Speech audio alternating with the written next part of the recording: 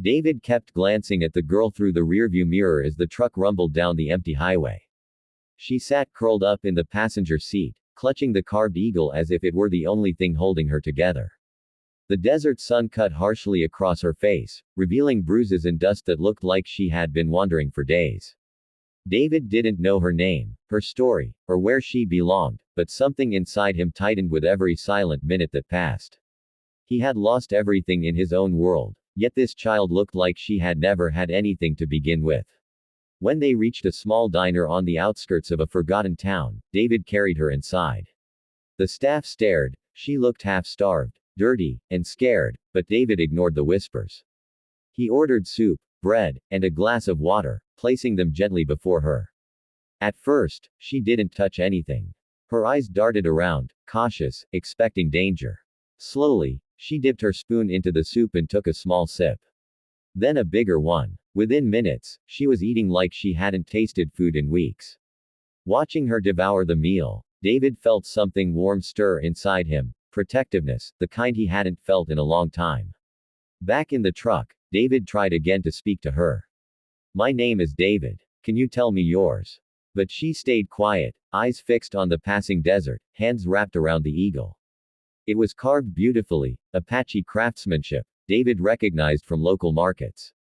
That meant she wasn't just lost, she belonged to a tribe somewhere out here. The thought made him even more nervous. Whoever her family was, they were probably desperate, searching, fearing the worst. But how would he find them before something else did? The desert was dangerous, and he couldn't leave her alone for even a second. As the sun dipped below the horizon, painting Arizona in deep oranges and purples, David found himself pulling into a small motel. He paid for a room and led the girl inside. She hesitated before stepping over the threshold, as if unfamiliar with the idea of safety. David handed her a clean towel and motioned toward the bathroom. "You can wash up if you want." She didn't speak, but she obeyed, disappearing behind the door. While she showered, David sat on the motel bed, rubbing his temples. Hours ago he had been drowning in his own misery. Now he was responsible for a terrified, starving child. Fate had a strange way of redirecting a man. When she came out, wearing the oversized t-shirt David bought from the motel lobby, she looked smaller but somehow lighter.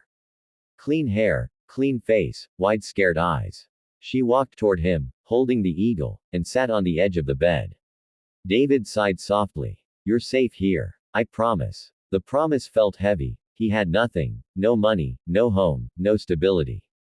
Yet somehow, this child seemed to trust him more than she trusted the world outside. She lay down and curled up, falling asleep instantly as if her body finally allowed itself to rest. David didn't sleep much. He sat by the window, watching cars pass quietly through the night, thinking about what tomorrow would bring. He had no idea how to contact Apache authorities or how to even identify which reservation she belonged to. And the fear that something or someone had driven her away lingered in his mind like a storm waiting to break. There was a reason she had been alone. People don't end up barefoot and starving in the middle of the desert without tragedy behind them. He knew tomorrow would bring answers, whether he was ready or not. Before dawn, David packed up and carried the sleeping girl to the truck. As he buckled her in, the carved eagle slipped from her hand, revealing an etched symbol burned into the wood. David recognized it. Instantly, San Carlos Apache. At least now he had a direction. He started the engine and drove toward the reservation. The girl stirred, opening her eyes halfway, then drifted back to sleep. David glanced at her and exhaled slowly. He might have lost his fortune, his reputation, his life's work, but maybe this journey, this child, this unexpected purpose was the beginning of something far greater than anything he'd built before. David stood frozen in the doorway, unable to move as the three Apache women stepped onto the porch. Their faces were lined with exhaustion, eyes swollen from sleepless nights, clothes dusty from miles of searching. The eldest woman clutched a woven pouch to her chest, the kind used in prayers and ceremonies. David could feel the weight of their fear, their hope, their desperation all at once. Before he could invite them inside, the tiniest sound broke the tense silence, the creak of the floorboards behind him. The little girl peeked out, her wooden eagle tucked firmly under her arm. The moment the women saw her, their expressions shattered into raw emotion. One fell to her knees, covering her mouth as tears streamed down her cheeks. Another whispered prayers under her breath in Apache, thanking the Creator for sparing the child. The little girl hesitated, unsure, then slowly walked toward them. The eldest woman opened her arms shakily, terrified the child might disappear again. When the girl finally stepped into her embrace, a collective sigh filled the room, relief, gratitude, and the end of a nightmare they had been living for days. David stepped aside, letting them gather inside the small living room. The women explained everything in soft, trembling voices. The girl had wandered off during a big family event, a celebration with music, dancing, and children running freely. No one noticed she slipped away until sunset. By then, the desert had swallowed her small footsteps. They searched for days, calling her name across canyons and dry riverbeds. Rangers were alerted, volunteers arrived, but each day passed with no sign of her. Hope faded with each cold night. They feared wild animals, traffickers, or the merciless heat had claimed her. When David told them he had found her near an abandoned gas station, starving, barefoot, barely able to stand, the women looked at him with a mixture of heartbreak and gratitude.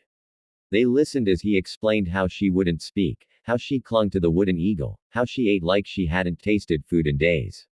The eldest woman gently placed her hand on the child's back and whispered, "She went through the desert alone, and she survived." There was pride in her voice, but also deep sorrow. David realized then that survival was a blessing, but also a story of pain she carried silently. After settling the girl on the couch with her family, one of the women approached David. Her voice trembled as she spoke. "We feared we had lost her forever. You saved her life." David tried to deny it, brushing off the praise, but she held his hand firmly. "Out here, in our land, children are sacred. Losing one is like losing a piece of our soul." Her eyes glistened as she added, "You didn't just protect her. You protected us. Our whole family." David felt something stir inside him, something warm and unfamiliar, something he thought he had lost the day his fortune vanished. While the women prepared to take the girl home, the child suddenly ran back to David and wrapped her tiny arms around his leg. She buried her face in his jeans, refusing to let go. The women froze, watching in surprise. David knelt, brushing her hair gently. "You're safe now," he whispered. The girl loosened her grip but didn't release the carved eagle she held. The eldest woman explained softly, "She doesn't bond with strangers easily. But she bonded with you because you were the one who found her when she was most afraid." The words sank deep into David's heart, heavier than any wealth he once possessed. As they prepared to leave, the girl lifted her carved eagle and pressed it into David's hands. He shook his head. "Sweetheart, this belongs to you." But the girl insisted, pushing it closer to his chest. One of the women smiled. "In our culture, giving someone a carved eagle is a gift of honor. She sees you as someone who brought her back to life." David's eyes stung. He had lost his company, his money, his home, but this small gesture, this fragile child's trust, felt like something money could never buy. As their truck drove away with the girl waving from the backseat, David realized something profound. Standing alone on his porch, clutching the wooden eagle, he felt, for the first time in months, purpose. Not the kind built from money, business, or success, but the kind that comes from helping someone when you have nothing left to give. He looked at the horizon, the sun dipping behind the desert mountains, and felt a quiet strength return to him. Losing everything had forced him to see what truly mattered. That little girl, her bravery, her trust, it all reminded him that life wasn't about wealth. It was about impact. And sometimes, you have to lose everything, just to finally find yourself.